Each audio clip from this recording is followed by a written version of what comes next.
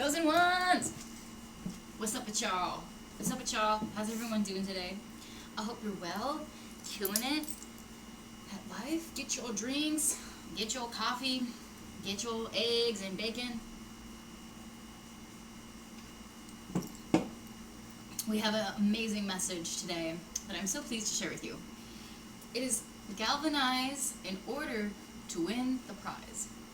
If you are new to the channel, welcome. Sincere welcome to the new subscribers. We are very close to a new goal, which is 600 subscribers. Can't believe it. It's amazing. And my name is Kimberly. Without further ado, welcome to the Kimberly Ponce channel, where we talk about awesome things literally all the time. What does galvanize even mean? Kimberly, what are you talking about? Galvanize in order to win the prize? Girl, what you saying? Okay. I'm going to share a little secret with you. I do find a lot of motivation by reading the thesaurus at nighttime, and it gives me ideas to like learn new words. And last night, what stuck out to me when I was just flipping through the thesaurus was galvanize, and I was like, wow, that's a crazy word. What does it even mean? It means to stimulate, provoke, or excite. So, I have a message today that's also sort of inspired by the same book I referenced yesterday, which was How to Become Very Dangerous by Trip Lanier. Or read this book and you will become very dangerous. And part of what really inspired me from that book was asking the readers what motivates you. And so it kind of has something to do with along the same lines of galvanize, something that stimulates or excites you, or it provokes something out of you, you can't help but feel a little triggered by it. But this can be a healthy trigger. So have you ever asked yourself truly what motivates you? Is it proving others wrong? Is it proving yourself to yourself that you can beat your personal record? Is it becoming the best version of yourself and being the hero to your childhood self? I encourage everybody that watches this video at some point in the day to write down 5 things that truly motivate you. Personally, for me, it's not making others mad, but people like my enemies who want to see me down and out, who want to see me downtrodden and in a defeated spirit, showing to myself and to anyone who's ever watching my life or whatever, that I cannot be defeated in a mental state or in a physical state, and my spirit cannot be discouraged. Or that, in a more realistic way of saying it, is that the weapons may, the weapons that are coming against me, they may be strong, but they will not prosper. And so that's how I feel like I maintain a positive attitude. It's because every time I was also reading on Reddit once that this girl, she said what motivates her is she imagines her enemies laughing at her every time she's just downtrodden or hanging out on the couch and doing nothing with her life. She imagines her enemies laughing at her and mocking her and ha ha ha ha, see, I knew you couldn't, or I knew you wouldn't. And that, she said, that is what gets her up off her arse, off her behind, off of her caboose in a second. And in a snap of fingers, she's on her way to work. She's on her way to make change for herself in a positive manner. And so, have you ever truly asked yourself, deep down in the heart of hearts, what motivates you? Because the answer, whenever you do conclude, that will be a huge key in your success. Because once you know what outcome that you want to avoid, then you have all of this new channeled energy towards what it is that you do want. And so it's very powerful to identify what motivates you. And that's part of the inspiration from the word galvanize. What stimulates you, what excites you, what provokes you. And I also wanted to say, too, when you do go for this, when you do find what motivates you, expect resistance and expect all kinds of warfare. And so I have a little tip for you when you do come across this hurdle, because it is lo and behold, that is what will happen. You will every time you decide in your mind, I'm going to level up, you can expect that resistance. And honestly, I encourage you to face it head on. And you've all heard of the phrase "new levels, new devils." That's very true. There's an unseen realm, the heavenly realm, which is because we fight not against flesh and blood, which is seen. It's like that can be seen with our eyes, but we fight against high spiritual, in the heavenly realms, like spiritual forces, evil cosmic rulers, rulers and authorities, things that we can't see. So that would be the cup of coffee spilling on your brand new shoes in the morning,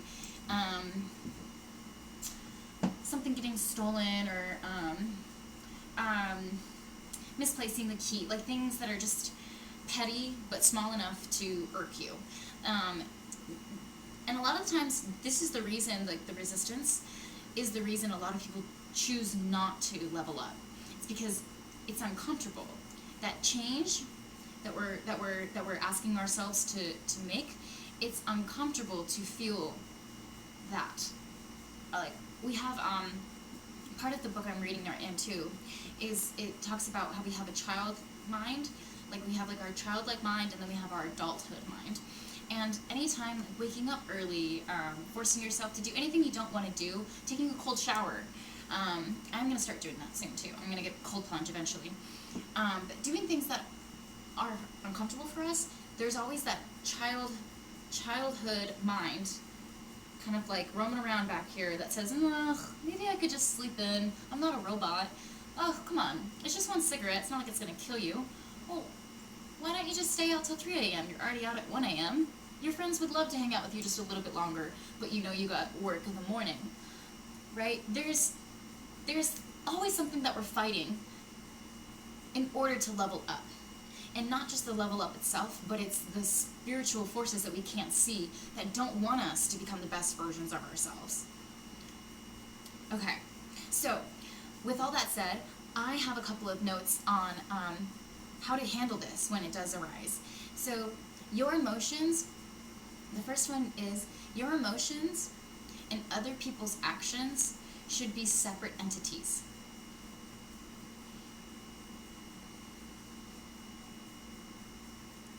Like, Kimberly, how is that possible? Like, if somebody's like clearly like affecting me and they're like intentionally, it's like how somebody else is treating you has everything to do with your involvement in that interaction. The way other people treat you is 100% your fault, or 100% your involvement too. We can't just be responsible for other people's actions. Other people aren't responsible for our emotions, even if their actions against us are like insidious. They're not responsible for our emotions, and vice versa. Our actions, like, are separate from other people's emotions. The siren's going off right now, that's an action that's out of control for me personally, but I'm going to keep my emotions separate from it. There's warfare, there's unseen realms, there's all kinds of forces that are constantly chipping away at the iceberg, if you will, of the person that we are, so that we don't attain a transcendental bliss. So keep in mind that your emotions and other people's actions should be separate entities. Whatever you gotta do to shake it off, let it roll off your back like a little duck, and find your zen and find your peace and stand your ground and know that you are who you are, and you're responsible for your emotions, and you're responsible for the actions that you take. And something I tell myself before I leave the house, before I go into Manhattan, or, like to start the day, especially if it's a big day, it's like, okay, I'm going to stay in my lane, and I'm going to stay focused. And other people are going to do what they're going to do, and it's outside of my control. But I'm going to stay in my lane and stay focused today. And once you keep maintaining, like, shifting that mindset back to, like, okay, I'm staying in my lane, like a horse with blinders, the more that becomes a habitual mindset. The other 3 points that I have, and then we get into Bible verses, and that's the video for the day. And thank you so much for being here, is I encourage you to be the most resilient person you know. I encourage you to be the most heroic person you know. Be that hero that your childhood self, like, saw when you were young, and you wanted to be something great when you were young, and now you're an adult. It's never too late to be what you could have been. It's never too late. We have every day as an opportunity, and every day is a gift from God. It's like a beautiful pearl. It's like a beautiful, like, abundance. It's like 12 hours. Like, what are you going to do with that 12 hours? And it's a beautiful chance to breathe and laugh and be entertained, or go be the entertainment. It's a gift every single day. And for anyone that feels like it's a burden, I encourage you to shift your perspective to more positive thinking patterns, where you are in charge of your timeline and your diet and your mood and your thoughts. You cannot go wrong with that in mind. You will always have success when you become the most disciplined person that you know. Gorgeous, sweet gal, beautiful, gentle, handsome man, be the most resilient person you know. Be the most heroic person you know. Be the most disciplined person that you know. And God wants this success for us. God is like cheering us on with the angels and our ancestors and our spirit guides. The universe is always finding ways to show us and signal to us that we're either on the right path or we're kind of going off onto a different, more dangerous path.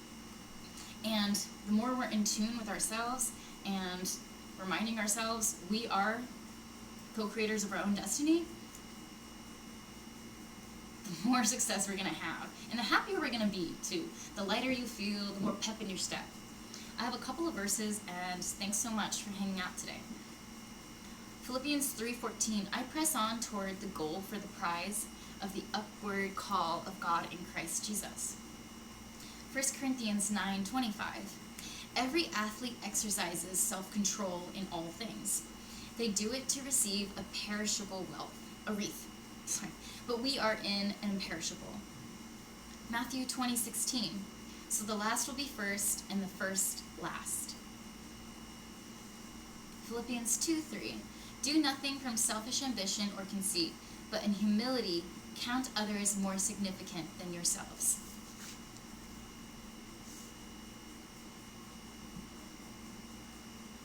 Colossians 3:12, put on then, as God's chosen ones, holy and beloved, compassionate hearts, kindness, humility, meekness, and patience. And the last two verses that I'm going to share with y'all, John 14:6, Jesus said to him, I am the way, the truth, and the life. No one comes to the Father except through me.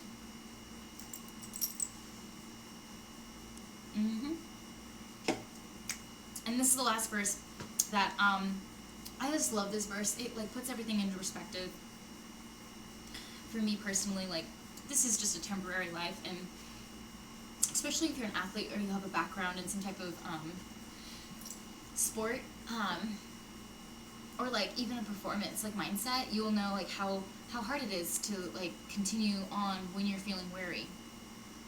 But there's a reward. There's always a reward. God sees your sacrifice and your hard work, so keep up the great work. 2 Timothy 4:7-8. I have fought the good fight. I have finished the race. I have kept the faith. Henceforth there is laid up for me the crown of righteousness, which the Lord, the righteous judge, will award me on that day, and not only to me, but also to all who have loved his appearing. Keep up the great work. Keep your chin up. Whatever's going on in your day, you got this, chosen one. I'll see you on the next vid.